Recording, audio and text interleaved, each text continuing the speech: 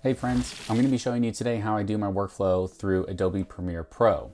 These videos that I create are the ones that I post on Instagram, TikTok, and YouTube Shorts.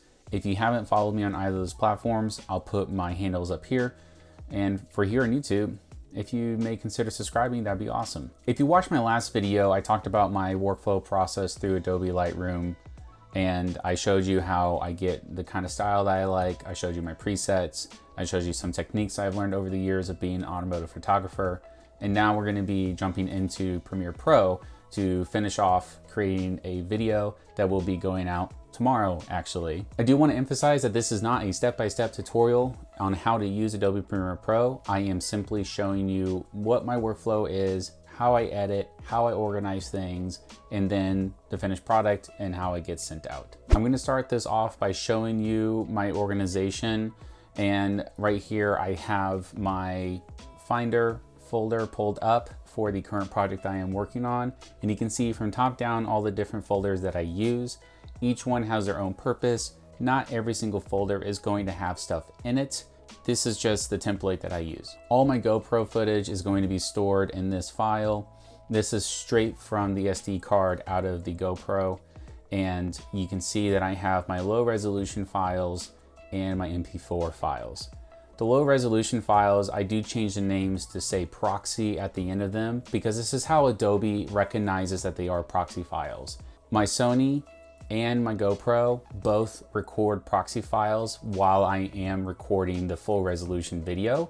And so I don't have to go create proxy files later on. This saves me a ton of time in creating the proxy files, and editing in proxy files saves me a ton of time as well. A lot less lag, a lot less hassle, and a lot less crashes if you are familiar with Adobe products. The audio files can just be any audio reference I want to use from social media. So if there is a trending audio that I want to use, a certain type of music I want to use, or if I use sound effects that I get from Artlist, all that stuff is going to go into this folder. For the iPhone footage, in this particular case, I had to use my iPhone to record some video because my GoPro died and I didn't have my extra battery on me.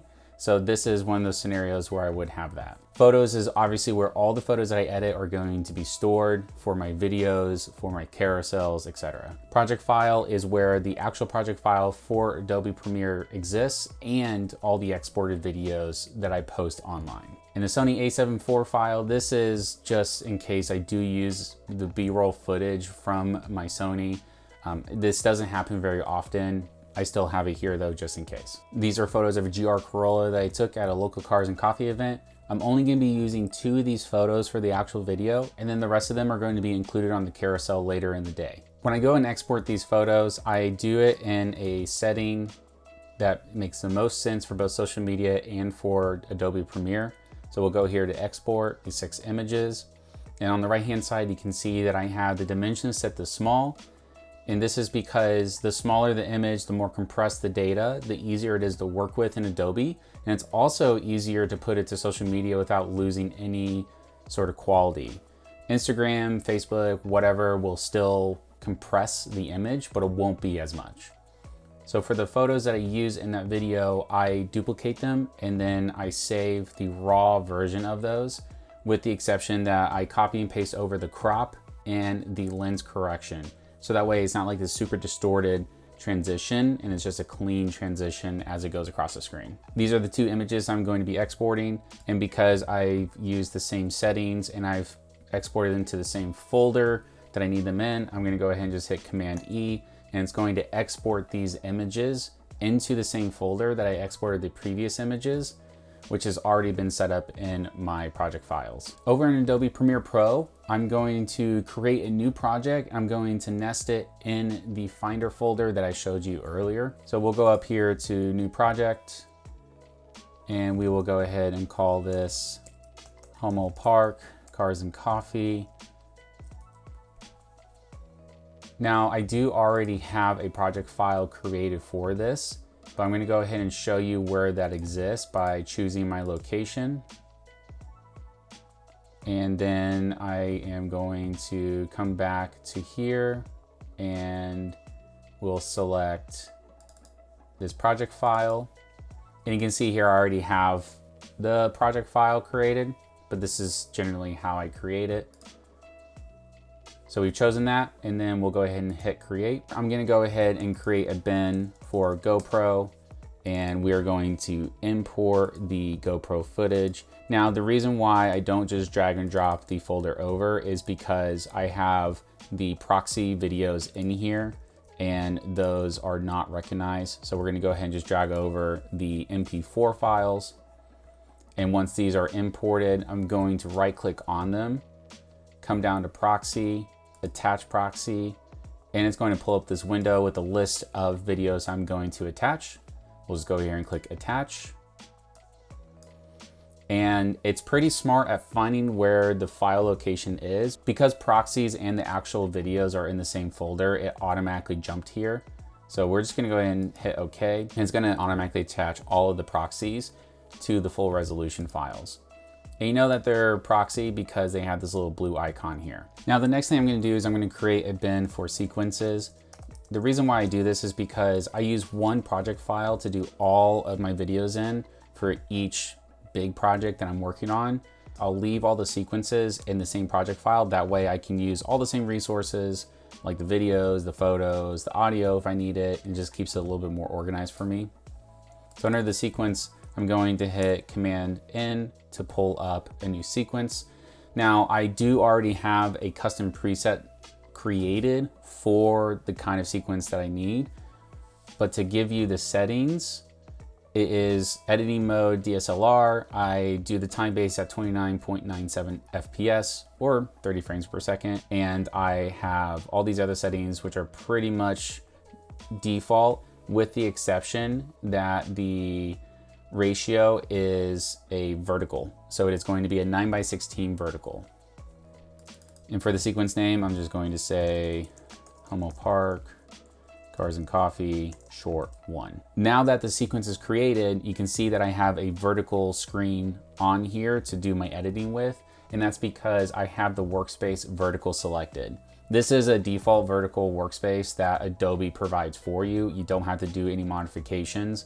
So this is something that you can select and you can just go from here. Now I'm back on the actual project file that I am using for this short and this whole project in general. And I'm gonna go ahead and carry on from here to show you how I bring the images in and how I use them on my timeline. So we're gonna go ahead and just say short 1 under the photos bin. And then I'm going to bring over just the 2 photos of the before and after that I'm gonna be using in this specific clip. I do already have a video chopped up and ready to go to add the photos, the text, the graphics, all the effects and stuff. And I did this on purpose ahead of time so that way I can save you the boredom of watching me edit the actual video itself.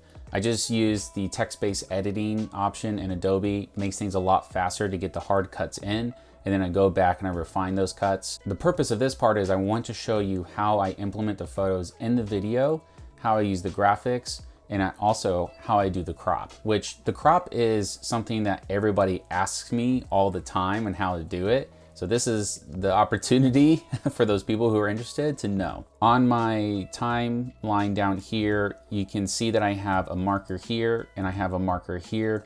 These are 2 locations that I have marked on the video source itself that a photo has taken place here.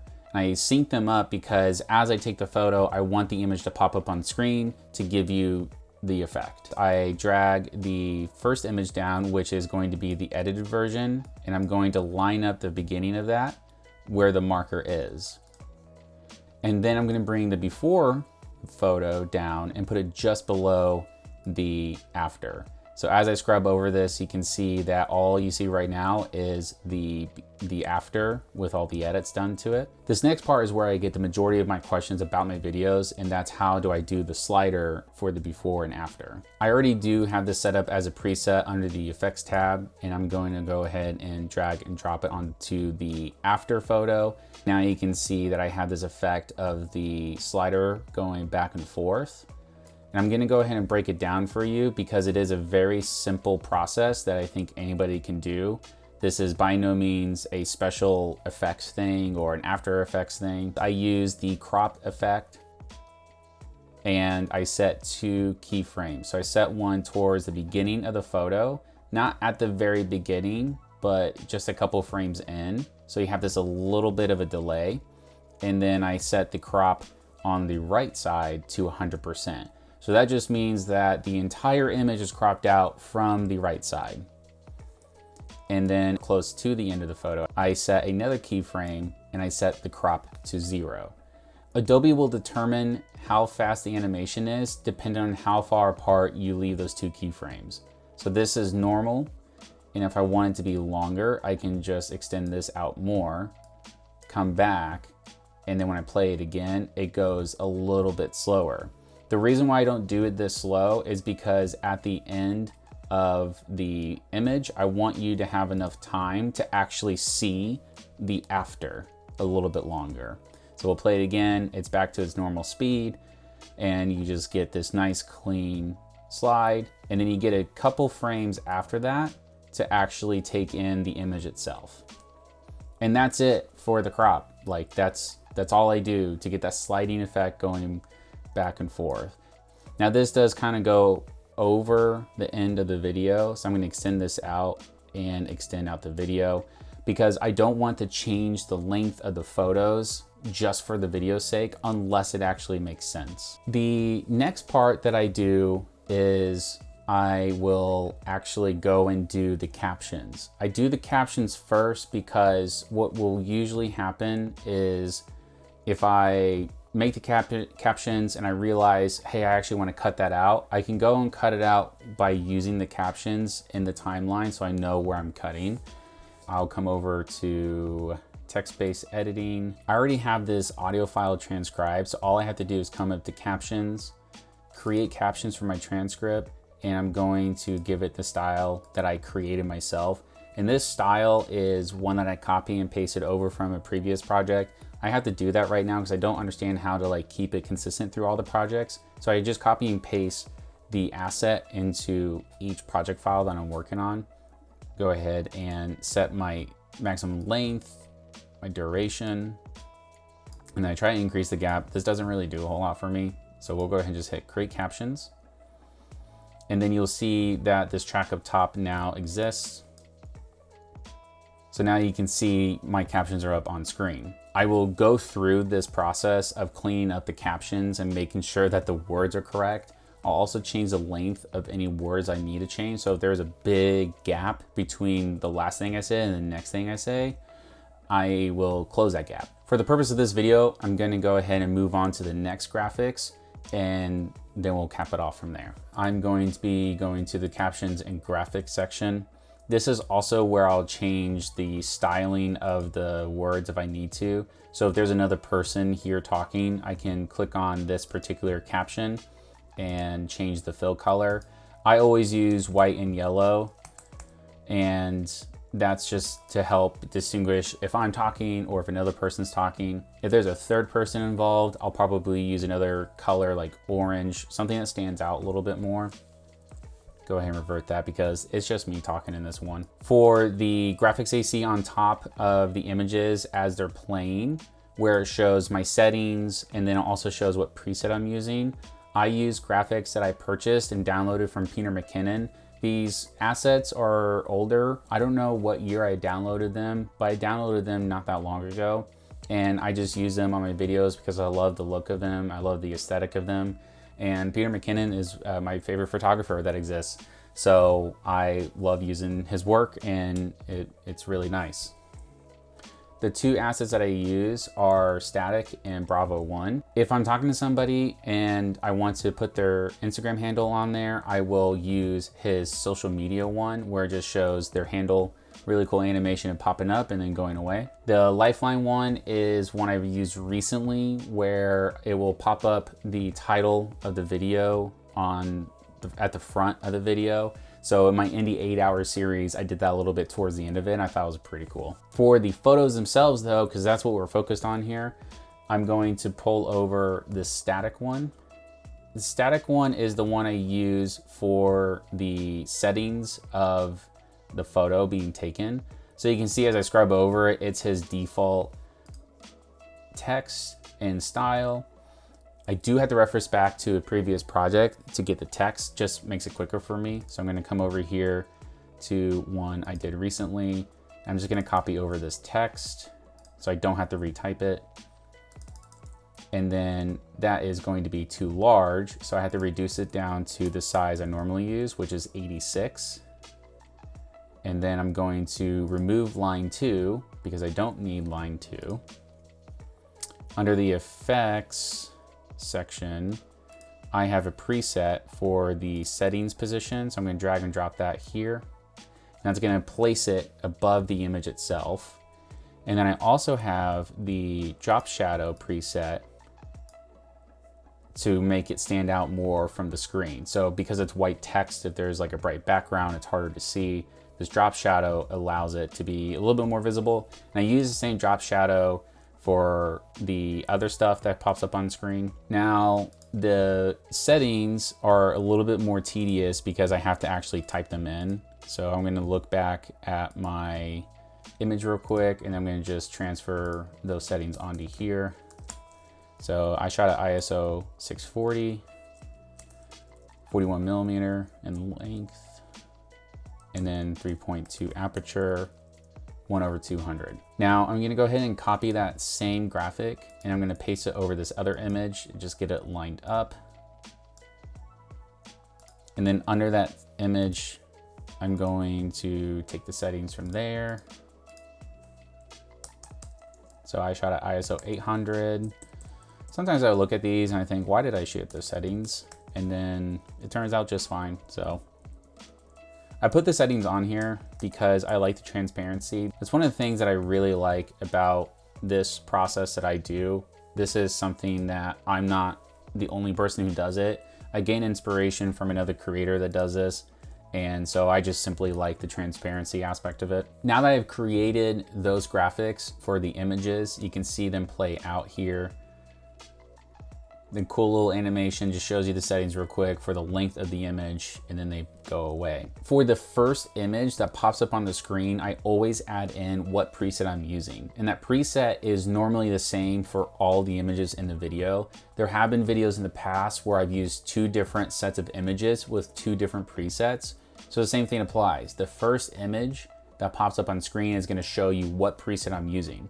If those presets are something that you want to look into, I have a link in my bio where you can find them. They're on sale right now for Black Friday, so feel free to go grab them and hopefully use them on your images. That would be really cool, and I would love to see them. Now for that, I'm going to use the Bravo 1 graphic, and I'm going to drag it on top of the other graphic we were using.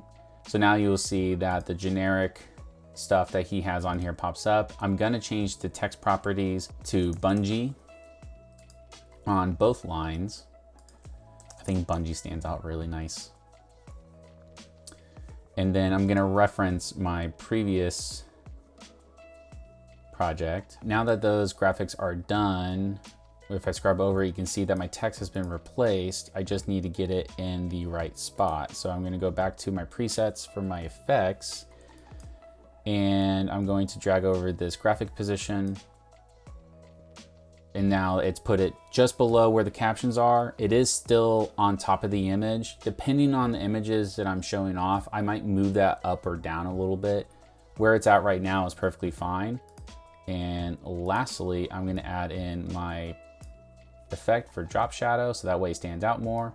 And if we play that through, now you can see all the animation and all of the graphics are going at once.